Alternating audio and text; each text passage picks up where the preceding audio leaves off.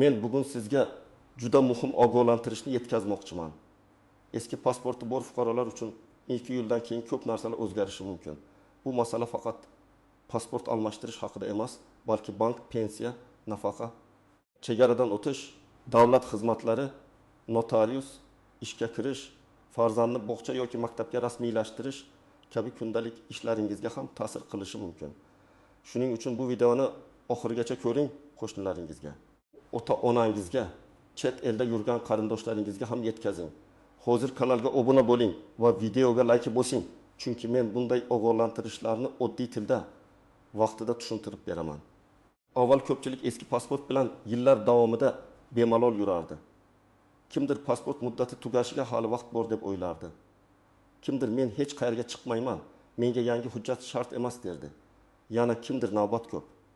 Vaqtim yo'q, keyinroq boraman deb yurardi. Ammo hujjat tizimlari raqamlashtirilgani sari eski pasport bilan bog'liq muammolar ko'paymoqda. Endi davlat idoralari, banklar, migratsiya bo'limlari va elektron xizmatlar fuqaroning eski daftar yoki qog'ozga qarab emas, yagona elektron bazadagi ma'lumotlar orqali tekshiradi. Mana shu joyda eng katta xavf boshlanadi.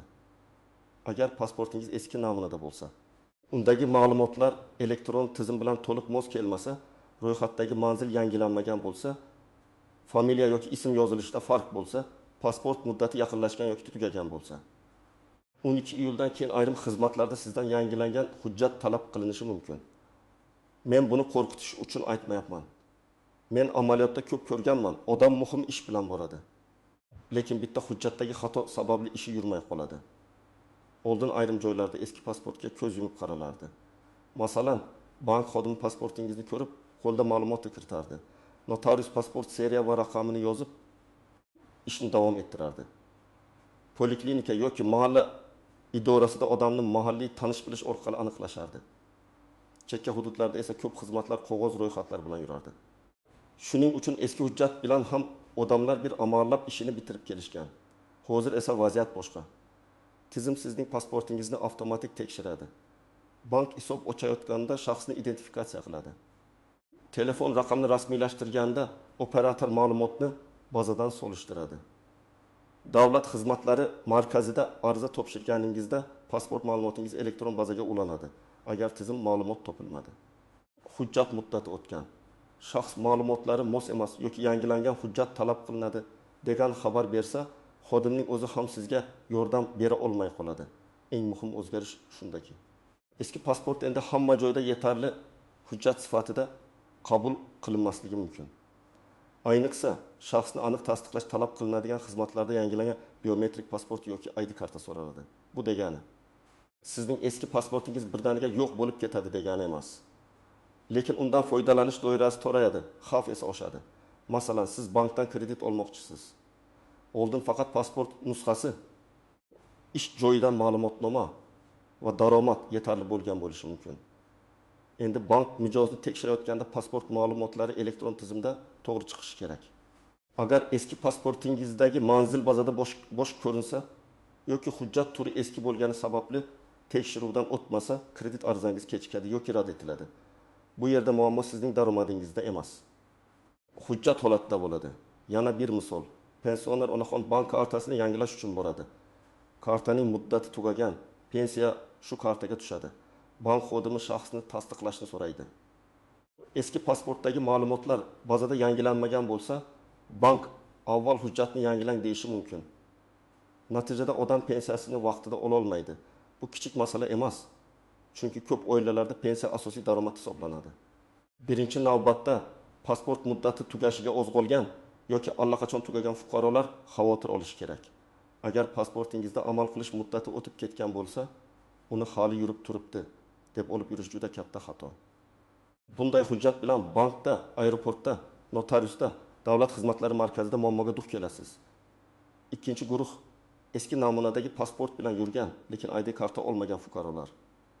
Ayniqsa urmati yoshdan katta bo'lib, shaxsni tasdiqlovchi hujjati eski tartibda qolganlar hujjatini tekshirtirishi kerak.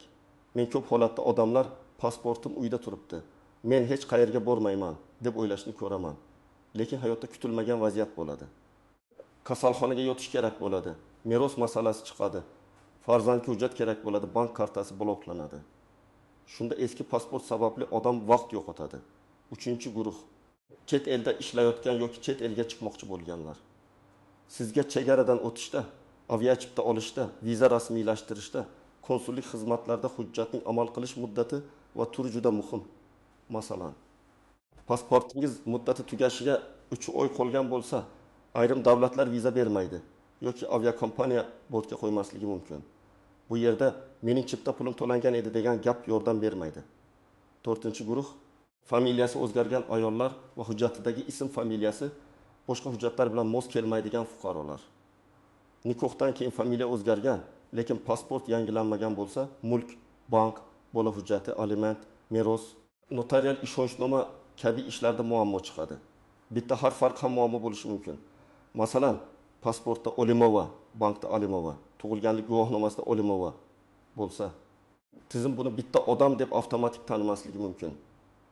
Agar sizda yangi ID karta bo'lsa, pasportingiz amal qilish muddati to'liq bo'lsa, shaxsiy ma'lumotlaringiz davlat bazalarida to'g'ri chiqsa, yashash manzilingiz rasmiy ro'yxatda yangilangan bo'lsa, sizda xavf ancha kam. Lekin baribir men bitta narsani maslahat beraman. Hujjatni faqat cho'ntakda olib yurish yetarli emas. Uning bazadagi holatini ham tekshirtirib qo'yish kerak. Chunki amaliyotda yangi hujjat olgan odamda ham eski manzil, noto'g'ri telefon raqam yoki eski familiya qolib ketgan holatlar uchraydi. Masalan, fuqaro ID karta olgan, lekin bankdagi eski ma'lumotni yangilamagan. Keyin karta bloklanadi, u bankka boradi. Bank esa sizning hujjatingiz bo'yicha ma'lumot eskirgan, yangilash kerak deydi. Bu pasportning yomonligi emas. Ma'lumotlar bir-biriga moslashtirilmagani natijasi. Shuning uchun men har doim aytaman, hujjatni yangilash bilan ish tugamaydi. Uni ishlatadigan joylarda ham ma'lumotni yangilash kerak. Birinchi misol. Toshkent viloyatida yashovchi fuqaro eski pasport bilan notariusga borib, uyini o'g'liga hadya qilmoqchi bo'ladi. Notarius hujjatni tekshiradi, lekin pasportdagi yashash manzili eski, kadastrdagi ma'lumot boshqa. Elektron bazada esa fuqaro boshqa tumanga ro'yxatga olingan bo'lib chiqadi. Natijada bitim o'sha kun rasmiylashtirilmaydi. Fuqaro 2 hafta davomida avval migratsiya bo'limiga, keyin kadastrga, keyin notariusga qayta boradi. Agar u 5 kun oldin pasport va ro'yxatni tekshirtirganda bunday yugur-yugur bo'lmasdi. Ikkinchi misol, chet elga ishlashga ketmoqchi bo'lgan yigit aviachipta oladi. Pasport muddati tugashiga 4 oy qolgan. U hali 4 oy borku deb o'ylaydi. Lekin borayotgan davlat kirishda pasport muddati kamida 6 oy bo'lishini talab qiladi. Aeroportda yoki viza olish jarayonida muammo chiqadi. Chipta qaytarilmaydi, ish beruvchi kutmaydi. Odam pul va vaqt yo'qotadi dedi. Shuning uchun chet elga chiqadigan har bir fuqaro pasport muddatini kamida 6 oy, yaxshisi 1 yil oldindan tekshirish kerak. 3-misol, onaxon nafaqa oladi, lekin pasporti eski. Bank kartasi muddatini uzaytirish paytida bank yangilangan hujjat talab qiladi. Onaxon migratsiya bo'limiga boradi. Lekin navbat bor. Rasm kerak, to'lov kerak, arza kerak. Natijada bir necha kun nafaqa pulini ola olmaydi. Agar farzandlari yoki qo'shnilar oldindan ogohlantirib hujjatini tekshirtirishga yordam berganida bu holat bo'lmasdi. Shuning uchun men aynan qo'shnilarga yetkazing deyapman. Katta yoshli odamlar bunday yangiliklarni ko'pincha kech eshitadi. 4-misol. Ayol nikohdan keyin familiyasini o'zgartirgan, lekin pasportini yangilamagan. Farzandiga hujjat rasmiylashtirish kerak bo'ladi. Tug'ilganlik guvohnomasida ona familiyasi yangi, pasportda esa eski. Xodim qo'shimcha nikoh guvohnomasi, familiya o'zgarganini tasdiqlovchi hujjat, ba'zan esa ma'lumotlarni moslashtirishni so'raydi. Oddiy ish bir kunda bitishi o'rniga bir necha kunga cho'ziladi. Men odatda fuqarolarga shunday tayyorgarlik ko'rishni maslahat beraman. Avvalo amaldagi pasport yoki eski pasportingizni oling. Agar ID karta olmoqchi bo'lsangiz, shaxsni tasdiqlash uchun mavjud hujjat kerak bo'ladi. Ikkinchidan, tug'ilganlik guvohnomasi kerak bo'lishi mumkin. Ayniqsa ma'lumotlarda farq bo'lsa. Uchinchidan, nikoh guvohnomasi yoki ajrim hujjati kerak bo'lishi mumkin. Agar familiya o'zgargan bo'lsa. 4-dan, yashash manzili bo'yicha ro'yxat ma'lumotlarini tekshirtirish kerak.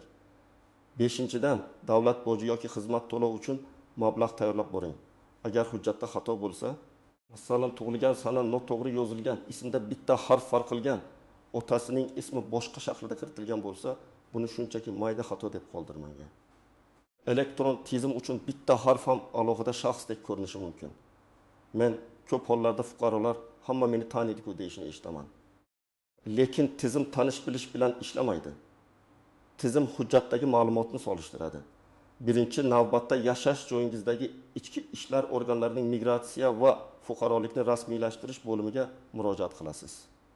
Ko'p hududlarda davlat xizmatlari markazi orqali ham ayrim arizalarni topshirish mumkin.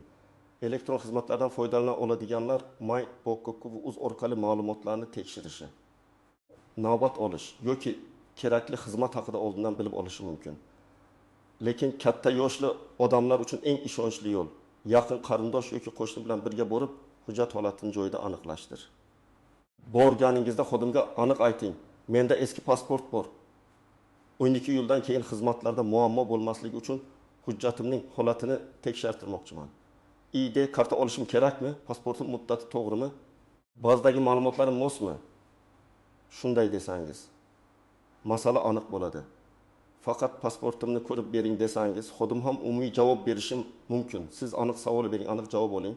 Birinchi kun hujjatlaringizni topib, muddati va ma'lumotlarni tekshiring. Pasport seriyasi, raqami, tug'ilgan sana, ism, familiya, otasining ismi, yashash manzili, amal qilish muddati hammasini ko'ring. Agar nikohdan keyin familiya o'zgargan bo'lsa, nikoh guvohnomasini ham tayyorlang. Ikkinchi kun yaqinlaringizni hujjatini tekshiring. Ayniqsa ota-onangiz, buvi-buvalaringiz, yolg'iz yashaydigan qo'shnilaringiz, nogironligi bor fuqarolar, chet elga ketmoqchi bo'lgan yoshlar, pensiya oladiganlar va bank kartasi ishlatadiganlar e'tibordan chetda qolmasin.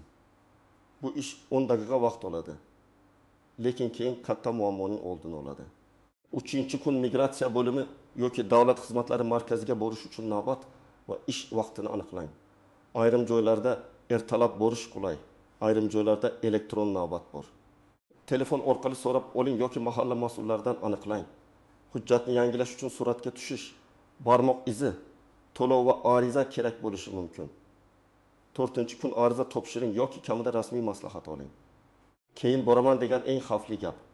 Chunki hamma oxirgi kuni yugursa navbat ko'payadi. Tizim ishlamay qolishi, xodimlar band bo'lishi, qo'shimcha hujjat talab qilinishi mumkin. Shuning uchun arizani imkon qadar oldinroq topshirish kerak. 5-kun bank, mobil operator, ish joyi, pensiya yoki nafaqa bilan bog'liq tashkilotlarda ma'lumotni yangilash kerakmi? Shuni aniqlang.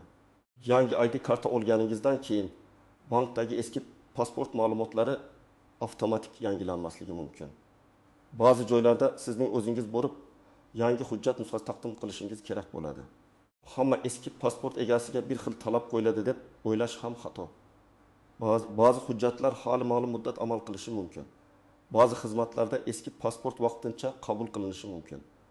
Lekin muammo shundaki, qaysi joy qabul qiladi, qaysi joy rad etadi, buni oldindan bilish qiyin.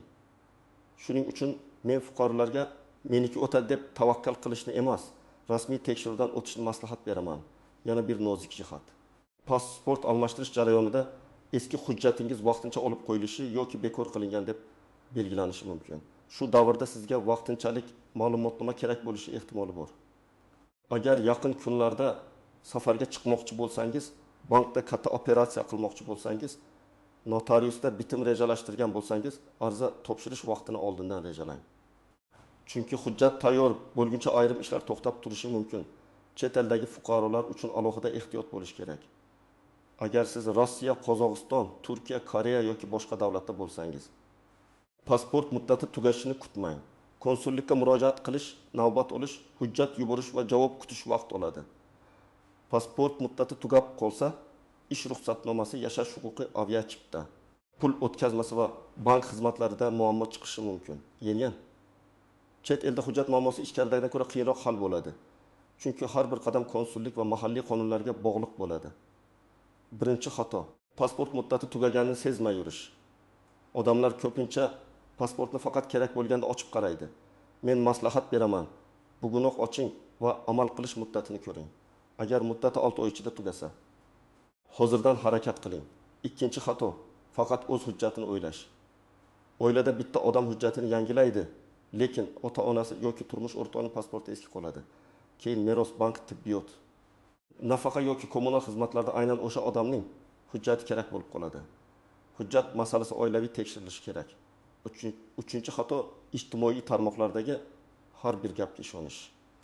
Kimdir eski pasportlar butunlay bekor bo'ldi deydi. Kimdir hech narsa bo'lmaydi deydi. Ikkalasi ham noto'g'ri bo'lishi mumkin. To'g'ri yo'l bitta. Rasmiy manbani tekshirish va o'z hujjatingiz holatini aniqlash. Men sizga vahima qilishni emas, tartibli harakat qilishni aytyapman. 4-xato vositachilarga pul berish. Men tez qilib beraman, navbatsiz hal qilaman, jarimani yo'q qilib beraman degan odamlardan ehtiyot bo'ling. Hujjat rasmiy tartibda olinadi. To'lov bo'lsa rasmiy kassaga yoki elektron to'lov orqali qilinadi. Qo'lingizga kvitansiya yoki tasdiq bo'lishi kerak.